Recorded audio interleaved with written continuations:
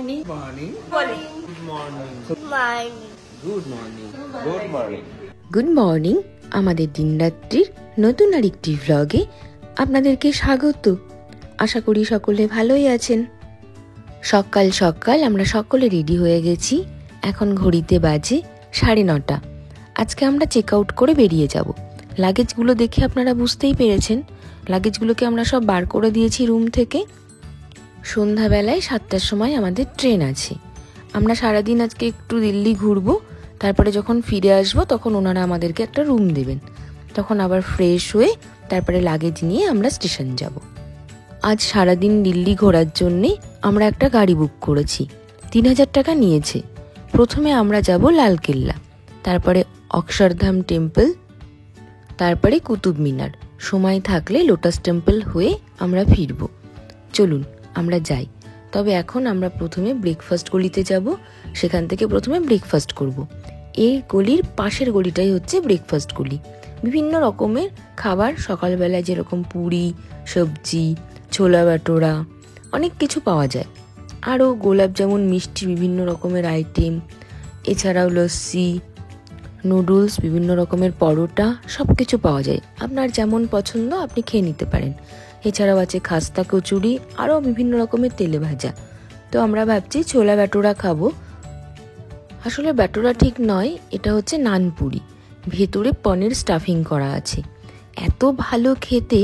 100 টাকা করে প্লেট নিয়েছে, 2টো করে নান দিয়েছে, তার সাথে কাবুলি ছোলার তরকারি। গতদিন রাতের বেলায় যে দোকান থেকে মালাই দুধ খেয়েছিলাম, ওনারাই সাজেস্ট করেছিলেন, তো সেই কথা শুনেই এসেছিলাম। সত্যি অসাধারণ খেতে, এত ভালো খেতে। দিল্লির স্ট্রিট ফুডের জাস্ট ফ্যান হয়ে গেলাম।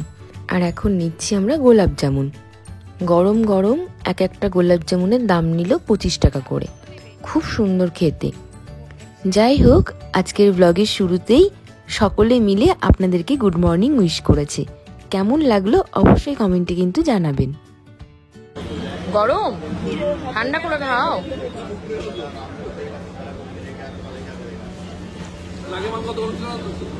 গরম গোলাপ জামুন উত্তম মুখে পুড়ে দিয়েছে। আর কি অবস্থা বলুন তো। যাই হোক, এই ছোলা বাটোরা এত টেস্টি ছিল যে প্রত্যেকে খেয়ে মুগ্ধ। আবার আমরা কিন্তু পরে আরেকটা করে নিয়েছিলাম। তাই আপনাদেরকে বলবো, আপনারা যদি কখনো নিউ দিল্লি আসেন তো অবশ্যই স্টেশন থেকে বেরিয়েই 2 পা হাঁটলেই এই গলিটিই রয়েছে সামনে, এসে একবার এই ছোলা বাটোরা এখান থেকে খেয়ে যাবেন। আমরা এখন সকলেই গাড়ির কাছে চলে এসেছি। চলুন যাই। ওই যে উত্তম কুমার শেষে একদম বসে আছে।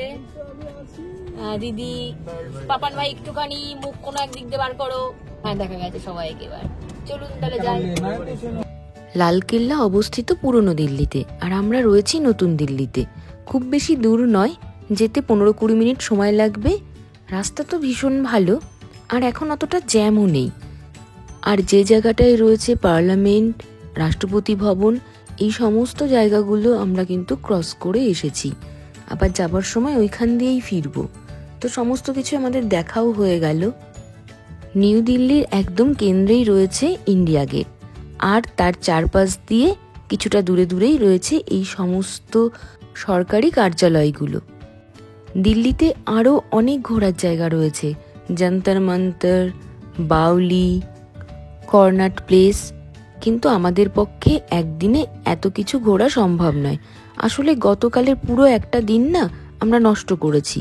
আমার এক ফ্রেন্ড দিল্লিতে থাকতেন এক সময়, সে কিন্তু বহুবার আমাকে নিষেধ করেছিল সরোজিনী মার্কেট যেতে। তার কথা না শুনেই চলে গিয়েছিলাম, আর পুরোটা দিন ওখানে আমাদের নষ্ট হলো।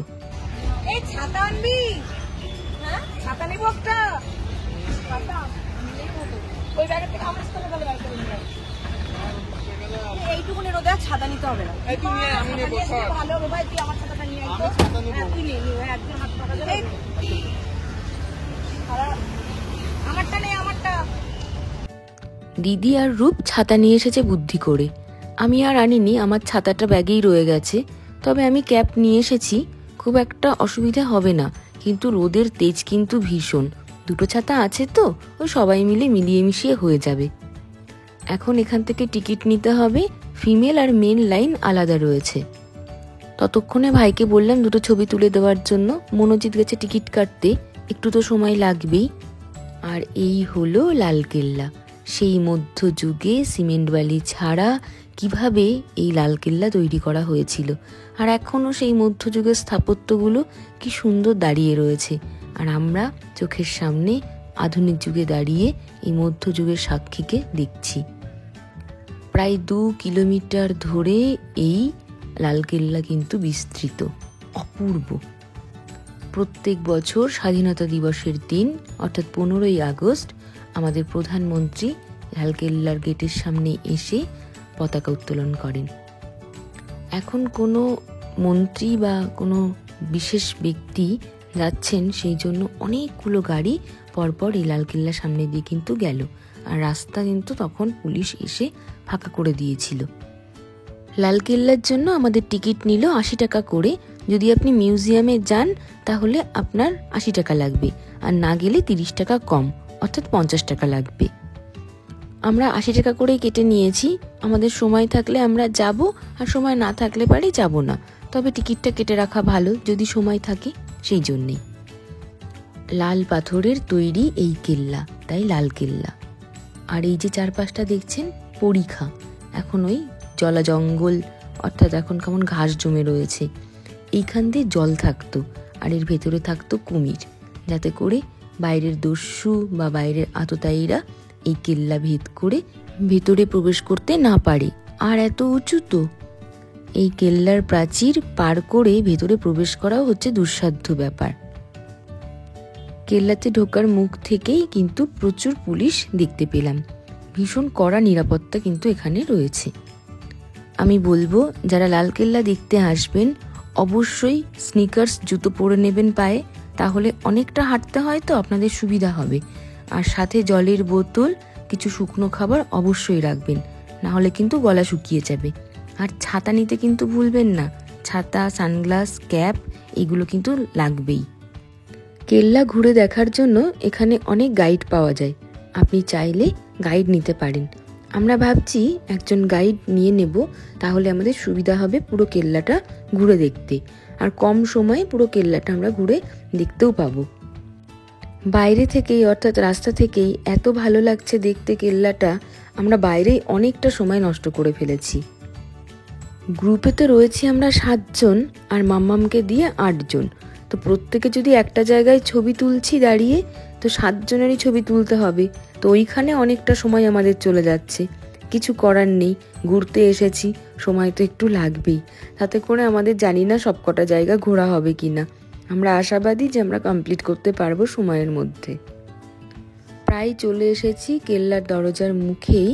চলুন এবার আমাদেরকে সিকিউরিটি চেক করাতে হবে। আর এই জায়গা থেকেও না কেল্লাটা দেখতে ভীষণ সুন্দর লাগছে, আপনি চাইলে এইখান থেকেও কিন্তু অনেক ছবি তুলতে পারেন। ওই যে দূরে যে জায়গাটায় প্রচুর লোকজন দেখছেন, ওইখানটাতেই সিকিউরিটি চেক হচ্ছে।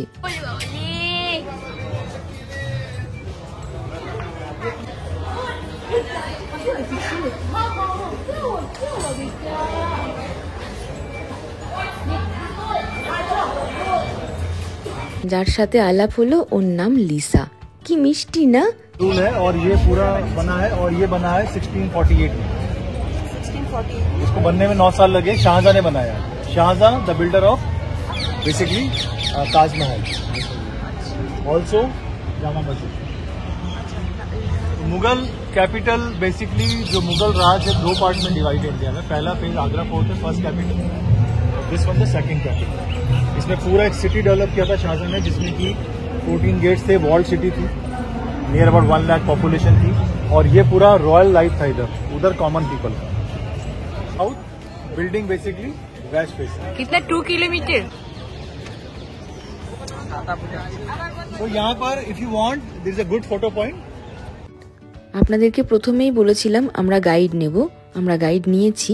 আমাদের গাইড 700 টাকা নিয়েছে। উনি আমাদেরকে বলেছিলেন 750 টাকা, অনেক বার্গেনিং করে আমরা 50 টাকা কমাতে পেরেছি। যাই হোক, আর এই দেখুন আমরা এখন যাচ্ছি কেল্লার ভেতরে। চলুন আপনারাও তো যাবেন আমার সাথেই।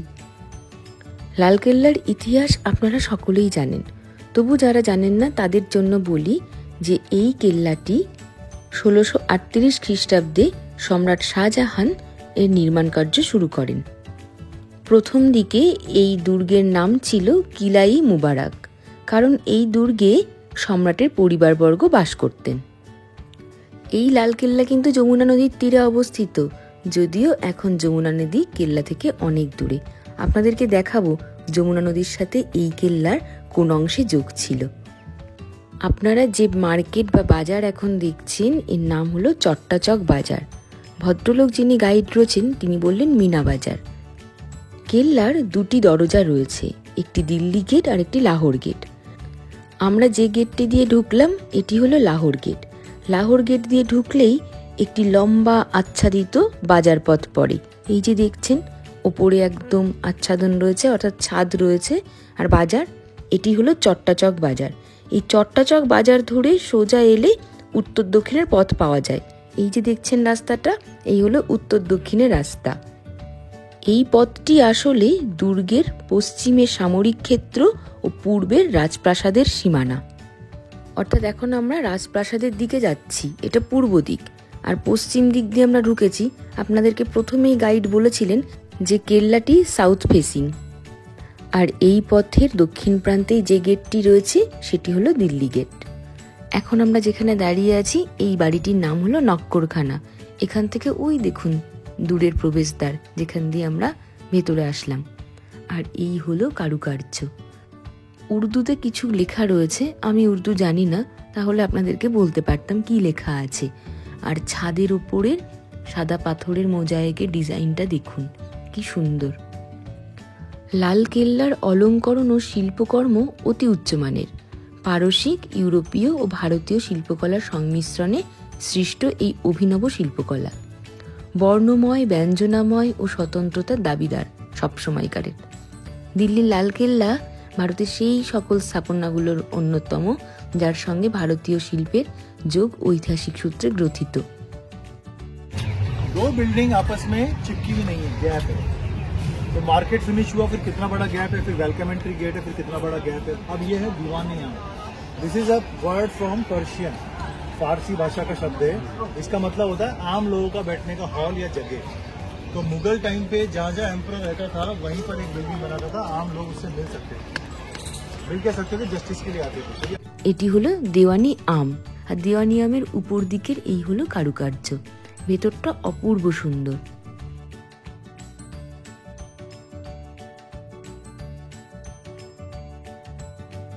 গাইডের কথা যদি আপনারা শুনে থাকেন তাহলে তো বুঝতেই পেরেছেন যেখানে কি হতো।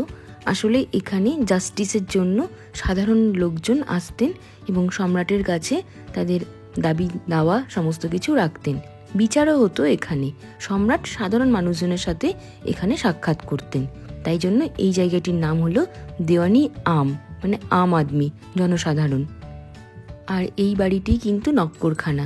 তখন আপনাদেরকে যেটা বলছিলাম আমি, নক্করখানার সাথে দেওয়ানি আমের দূরত্বটা দেখেছেন কতখানি? প্রত্যেকটি বিল্ডিং এর সাথে প্রত্যেকটি বিল্ডিং এর কিন্তু অনেকটা দূরত্ব রয়েছে। ঘিঞ্জি বা এক জায়গাতেই অনেকগুলো বাড়ি এরকম কিন্তু পছন্দ করতেন না সেই সময়ের ব্যক্তি মানুষরা। সমস্ত বিল্ডিং এর মধ্যে একটা গ্যাপ রাখতেন। সেই মধ্যযুগ থেকেই রানী যারা ছিলেন বা মেয়েরা রাজপরিবারের সাধারণ মানুষের সামনে আসতেন না। এই যে নেটের মতন অংশটা দেখছেন জানালা, এর পিছনেই ওনারা বসতেন। ওনারাও এই সমস্ত প্রশাসনিক কাজকর্ম কিন্তু শুনতেন। অর্থাৎ এই প্রশাসনিক কাজকর্মের সাথে মেয়েদেরও কিন্তু একটা যোগাযোগ ছিল। আর দেওয়ানি আমের ভিতরে যে সিংহাসনটি ছিল ওর নাম ঝরোখা। ये मस्जिद बना 1658 में और ये अभी बंद है, लेकिन ये मोती मस्जिद के नाम से है। और वहाँ उनके हयात बख्श गार्डन जो नाच गाने कल्चर होते हैं। দূরে কতগুলো সাদা সাদা বাড়ি বা বিল্ডিং রয়েছে, এগুলো সম্পর্কে আপনাদেরকে বলছি। তার আগে আপনাদেরকে একটা জিনিস দেখাবো, অর্থাৎ যমুনা নদীর সাথে যেখানে এই দুর্গের যোগাযোগ ছিল। 1648 और ये एक तरह का इमरजेंसी गेट भी था, यमुना से मिलता था। यमुना रिवर से कनेक्टेड है ना? यमुना भी बहुत दूर हो गई है, यमुना पहले नजदीक में था। कनेक्टेड था ये पहले। आइए जरा। এখন যে সাদা বাড়িটি আপনারা দেখতে পাচ্ছেন এটি হলো দেওয়ানি খাস। খাস অর্থে ভীষণ গুরুত্বপূর্ণ, সম্রাটের অত্যন্ত কাছে, অর্থাৎ মন্ত্রী পরিষদ। এই ক্যাবিনেটের সাথে সম্রাটের এখানেই আলাপ আলোচনা হতো এবং বিভিন্ন সিদ্ধান্ত গৃহীত হতো। একটা বিষয় আপনারা লক্ষ্য করে থাকবেন, দেওয়ানি আম ছিল লাল পাথরের তৈরি সাধারণ, আর দেওয়ানি খাস হলো শ্বেত পাথরের তৈরি একটু আলাদা মর্যাদা সম্পন্ন রাজকীয় ছোঁয়া যেখানে রয়েছে। ওই যে ক্লাসিফিকেশন, শ্রেণী বৈষম্য, খাস ব্যক্তিরা এখানে বসবেন, তাই এই জায়গাটা অনেক সুন্দর, অনেক উন্নত। আর ওটা সাধারণ মানুষের জন্য ছিল, তাই ওরকম লাল পাথরের ছিল। যাই হোক, এর কারুকার্যগুলো আপনারা একবার শুধু দেখুন, কি অসম্ভব সুন্দর। সেই সময় আধুনিক যন্ত্রপাতি ছিল না, কিন্তু কারুকার্য ছিল অসাধারণ। আর এই যে বিল্ডিংটা দেখছেন, এটি হলো স্নানাগার। এখানে রানীদের, রাজপরিবারের মেয়েদের স্নান করানো হতো। যারা থাকতেন, যাদেরকে কানিজ বলে, অর্থাৎ চাকরানি যারা রয়েছেন বা পরিচারিকা যারা রয়েছেন, তারাই রানীদেরকে স্নান করিয়ে দিতেন এই জায়গাতে। আর পাশে যে মসজিদটি দেখলেন, এটি হলো মতি মসজিদ, ঔরঙ্গজেবের নিজস্ব ব্যক্তিগত মসজিদ। এখানেই তিনি নামাজ পড়তেন। মসজিদটার উপরে একটা উল্টো করে পদ্ম রাখা রয়েছে। সেই পদ্মটায় নাকি সোনা দিয়ে মোড়া ছিল, যদিও এখন আর তা নেই। ইংরেজ শাসন আমলে তারা সেগুলো খুলে নিয়ে গেছে। আর এখন আমরা যেখানে এসেছি, এই গার্ডেনটার নাম হলো হায়াত বাক্স। जहांगीर की मैरिज होती है मानवती राज से, फेमस है जगत गुस्सा में, वो थी जोधपुर से, शाहजहाँ पैदा हुई। शाहजहाँ मदर साइड से हाफ हिंदू राजपूत है, फादर साइड से मुगल है। तो ये पॉलिसी ऑलमोस्ट अकबर के बाद सभी एम्परर की रही है। और গাইড বলতে চাইছেন মুঘল সম্রাটরা অর্থোডক্স ছিলেন না, ঔরঙ্গজেবকে বাদ দিয়ে। তার কারণ জাহাঙ্গীরের হিন্দু রানী এবং মুসলিম রানী উভয়ই ছিল। সবসময় যে মুসলিম রানীর সন্তানই সিংহাসনে বসবে এমন নয়। শাহজাহান মায়ের দিক থেকে ছিলেন হিন্দু এবং পিতার দিক থেকে ছিলেন মুসলিম, কিন্তু শাহজাহান সিংহাসনে বসেছিলেন। যাই হোক, হায়াত বাক্সের যে উঁচু অংশটা, বেদিটা আপনারা দেখলেন, সেখানে সম্রাটের পরিবারবর্গ বসতেন এবং উদ্যানে জলসা হতো, নাচ গান হতো। এখন আমরা চলে এসেছি নেতাজি মিউজিয়ামে। এই অংশে 3খানা পরপর বাড়ি রয়েছে। এই বাড়িগুলো কিন্তু তৈরি করেছিলেন ইংরেজরা। তো এই বাড়িগুলোতে 3টি মিউজিয়াম রয়েছে। আমরা সবগুলো ঘুরে দেখার সময় পাইনি, আমরা এই একটি মিউজিয়ামেই ঢুকেছি, নেতাজি মিউজিয়াম। তো এটা আমাদের ভীষণ ভালো লেগেছে। নেতাজি সুভাষচন্দ্রের ব্যবহার করা টুপি, কয়েকটা সেই আমলের টাকা, কয়েন এবং তার যে ব্যাজ ছিল সেইগুলো বা তার পোশাকের কয়েকটা অংশ এখানে রাখা রয়েছে। কিছু চিঠিপত্র রয়েছে, নেতাজি সুভাষচন্দ্রের কয়েকটি ছবি রয়েছে, কয়েকটি মূর্তি রয়েছে এবং কয়েকটি অস্ত্র সামগ্রী যেগুলো তিনি ব্যবহার করতেন, সেই সমস্ত টুকরো টুকরো যা আর কি খুঁজে পাওয়া গেছে সেইগুলোই। আর এই চিঠিটা আমার খুব ভালো লেগেছে, তাই এই চিঠিটি আপনাদের সাথে আমি শেয়ার করলাম। আপনারা চাইলে পজ করে পড়ে নিতে পারেন। তবে পুরো কেল্লাটা ঘোরার পরে এতটুকুই বুঝতে পারলাম যে এই কেল্লাটি ঘোরার জন্য 2-3 ঘন্টা হাতে নিয়ে আসলে হবে না। গোটা একটা দিন যদি রাখা যায় তাহলেই সুন্দর করে এই কেল্লাটি ঘোরা সম্ভব। যাই হোক, আজকের ভ্লগটি যদি ভালো লেগে থাকে তাহলে প্লিজ প্লিজ প্লিজ একটা লাইক করে দেবেন। আজ আসি, দেখা হচ্ছে পরের আরেকটি নতুন ব্লগে। সেখানে দিল্লির পার্ট 2 অংশ আপনাদের সাথে শেয়ার করব।